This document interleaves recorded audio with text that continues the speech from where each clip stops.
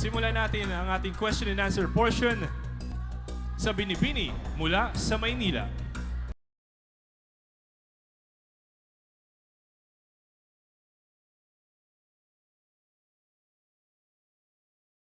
Magandang gabi, Binibini.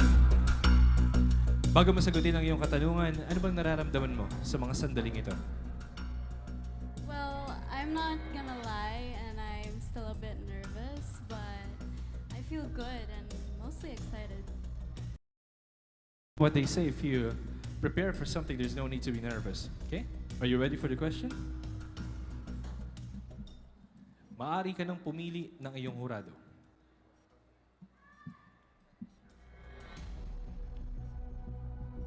Ang iyong napili, Binibining Jenny Ram. Hello, Miss Manila. Congratulations on making it this far.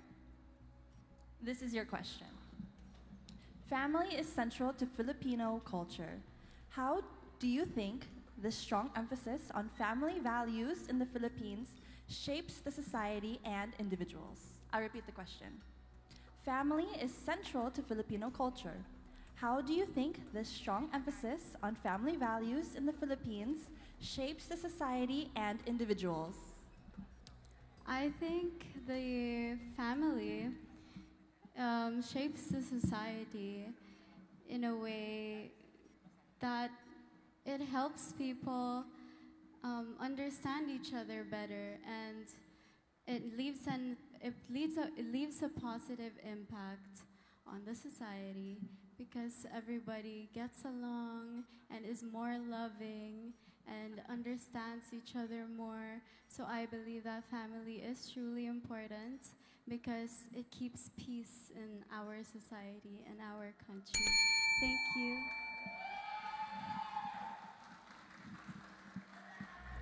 Maraming salamat sa iyong kasagutan, Bibi. Ating sunod na finalist ngayong gabi, Ilocos Norte.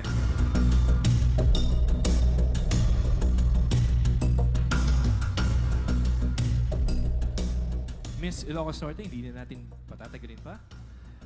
Maaari mo nang piliin ang iyong hurado.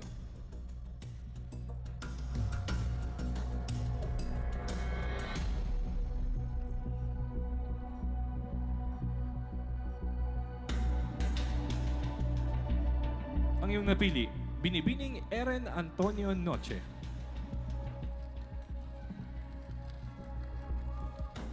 Kamusta ka, Precious Nera? You're good? Okay.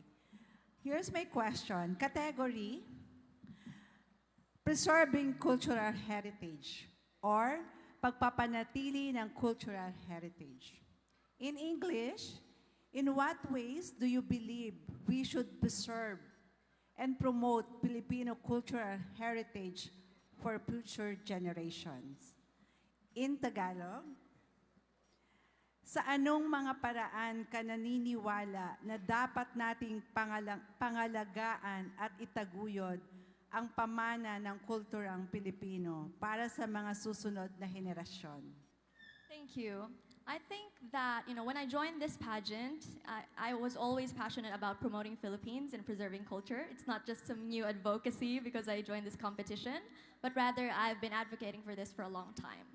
And actually, it started when I joined Eat Bulaga's Miss Millennial, because I visited a lot of cultural heritage sites, visited a lot of cultural icons, and most memorably, I spoke with Magdalena Gamayo. She's the Abel weaving master and a national living treasure.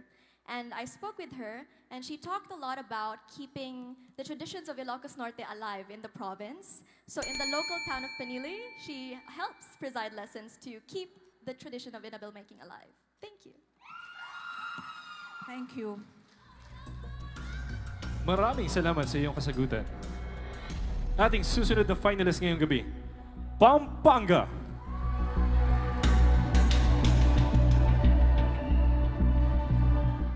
Magandang gabi. Handa ka na ba sa iyong katanungan? Okay, you was born ready.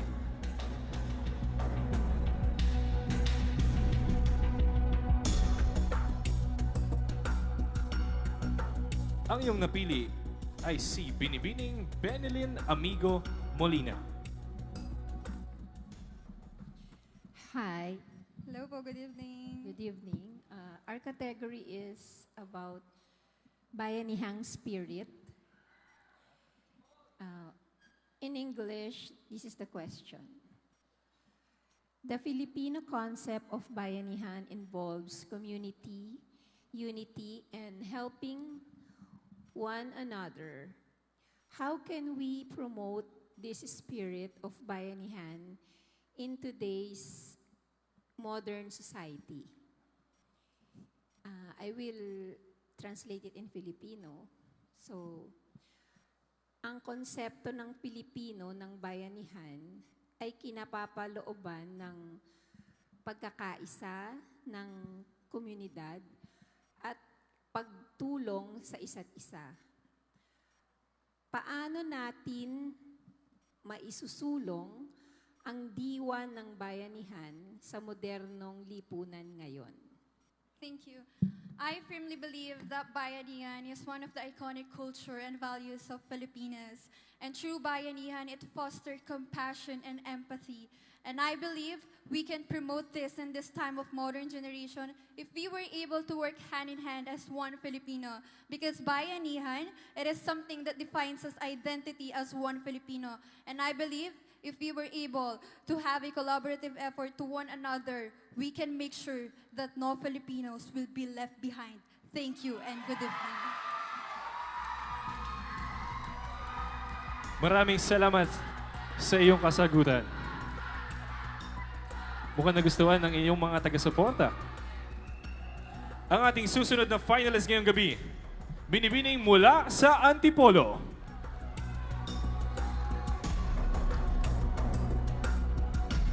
Magandang gabi, Miss Antipolo. Maaari mo nang piliin ang iyong hurado.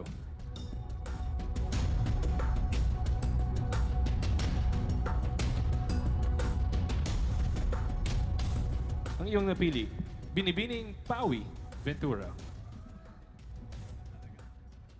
All the best, Miss Antipolo.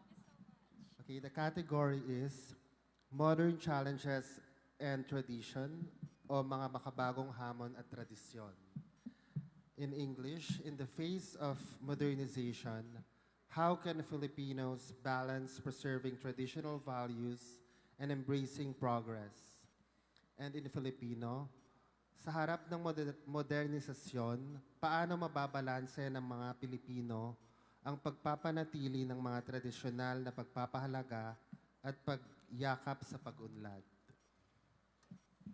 Bilang isang social media influencer and public figure, naniniwala ako na ang modernisasyon ay may malaking ambag sa ating kultura ngayon. At kung gagamitin natin ito upang magpalaganap ng iba't ibang impormasyon tungkol sa ating mga kultura, kung gaano kayaman ang ating bansa, naniniwala ako na gumagawa tayo ng isang malaking hakbang. At bilang Miss Pearl of the Orient Philippines, ako ay magiging halintulad ng isang perlas na sisimbolo sa yaman ng kultura, ganda ng ating Pilipinas, at yaman ng ating Pilipinas. Thank you. Maraming salamat. Ang ating susunod na finalist ngayong gabi, Iloilo.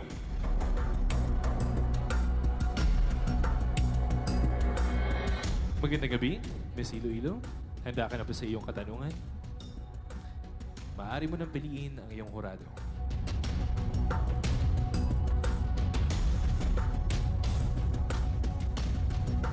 Ang iyong napili, Binibining Cristel Frolin Bulabon.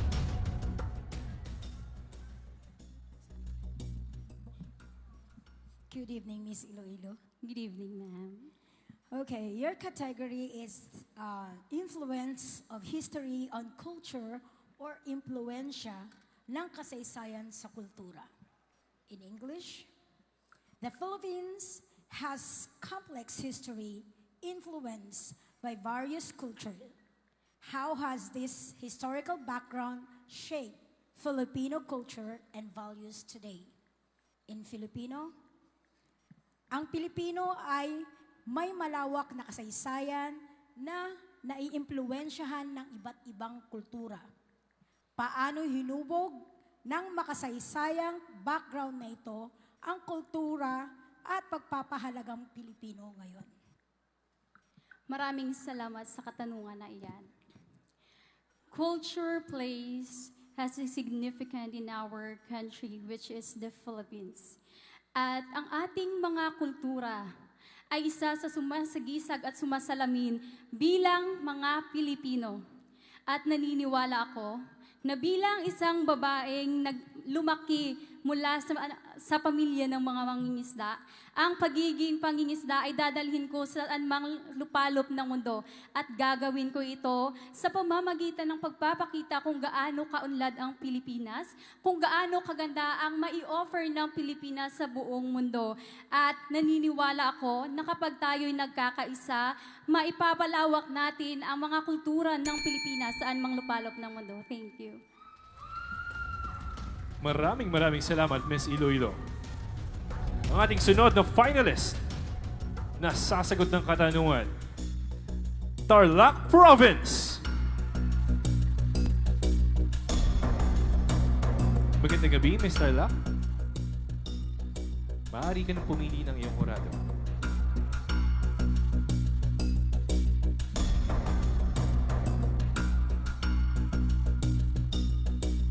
Ang iyong napili ay si Binibining Fel Banay-Banay. Hello, good evening, Mr. Lac. Good evening po. So, the category of my question is role models and Filipino values o mga huwaran at pagpapahalagang Pilipino. So, in English, my question goes, who do you consider as a modern-day role model embodying Filipino values and why? So, in Tagalog, sino sa tingin mo ang isang modernong panahong huwaran na nagpapakilala ng mga pagpapahalagang Pilipino? At bakit? Good evening. In modern world, my role model is Miss Catriona Gray because I see her as a woman of courage, knowledge, and a woman who has a substance in life. She uses her platform for good. She possesses a strong work ethic. She strives to give her best to empower. And I believe that she's trustworthy and people speak well of her. And I believe that that is the true beauty queen and a role model should be. Thank you. Maraming salamat sa iyong kasagutan. Ang ating susunod na finalist ngayong gabi, binibining mula sa Nueva Vizcaya.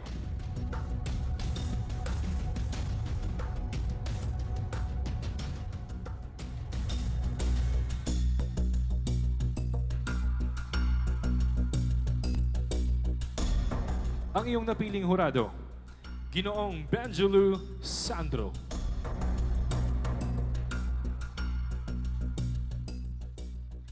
Good evening, Nueva Vizcaya. Congratulations. I'm going to read your questions both in English and Filipino.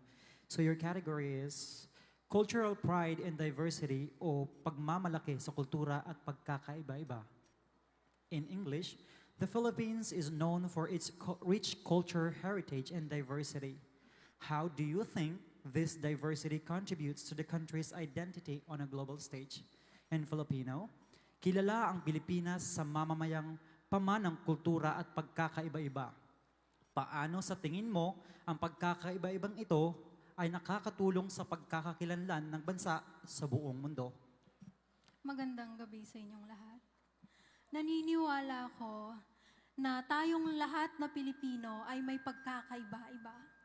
Gaya na lang sa aking probinsya, merong 18 indigenous peoples na aking inirerepresenta ngayong gabi. And I am also proudly saying that I am advocating for linguistic diversity, wherein maaari nating matutunan ang iba't ibang kultura, iba't ibang salita ng mga ninuno natin. Ipinasa nila ito sa atin. Gusto kong malaman ninyo na dapat natin itong aralin sa bawat araw nating pamumuhay. Maraming salamat. Maraming salamat. Ang ating susunod na finalist ngayong gabi, La Union.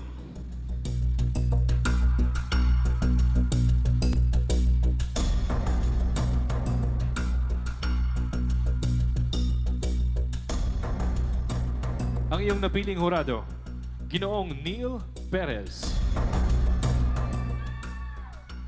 Hello, good evening. Magandang gabi po. The category is environmental conservation and tradition. In Tagalog, pangangalaga sa kapaligiran at tradisyon. Sa wikang Ingles ng iyong tanong is, many Filipino traditions are close tied to nature, such as practices during harvest seasons. How can traditional beliefs and modern environmental conservation efforts work together for a sustainable future? In Tagalog, maraming tradisyon ng mga Pilipino ang nauugnay sa kalikasan, tulad ng mga gawi sa panahon ng pag-aani.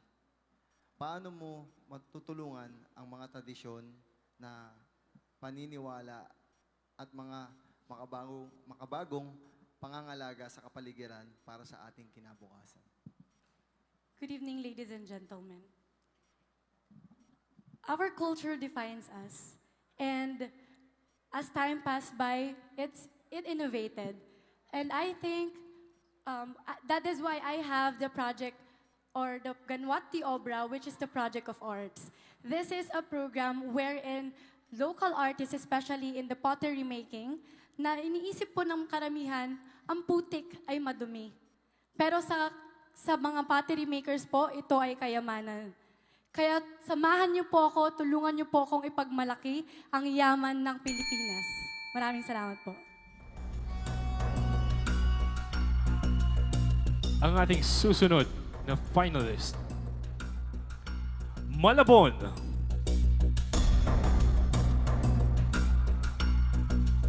Magandang gabi, Miss Malabon. Maaari mo nang piliin ang iyong hurado.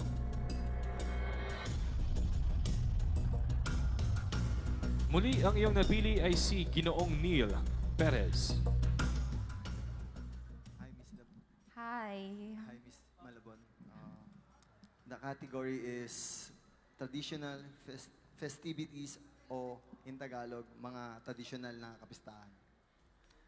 Many traditional festivals like Sinulog and Pahiyas celebrate Filipino culture. If you could invite people from around the world to experience one festival, which would it be and why? In Tagalog, maraming traditional na pagdiriwang tulad ng Sinulog at Pahiyas ang nagdiriwang ng kulturang Pilipino.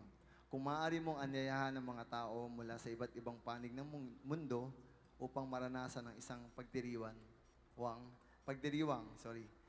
alin ito at bakit?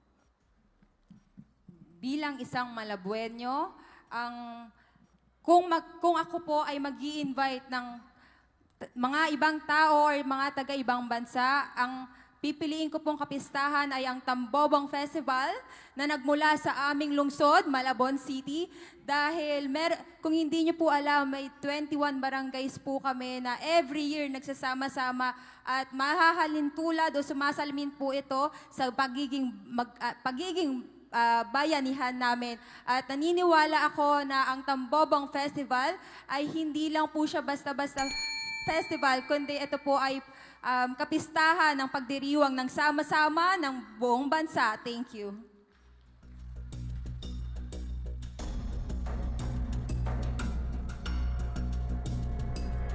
At ang ating huling finalist ngayong gabi, ating Binibini mula sa Pangasinan. Magandang gabi, Binibini. Maaari mo nang buksan ang iyong envelope. Ang iyong napili ay si Ginoong Josely Rojas.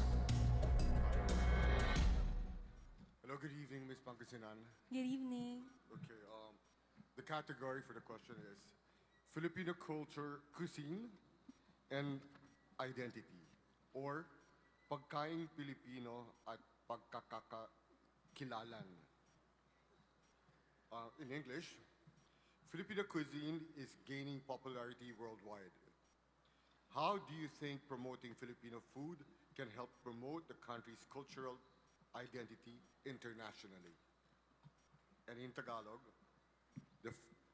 ang lutuing Filipino ay sumisikat na sa buong mundo.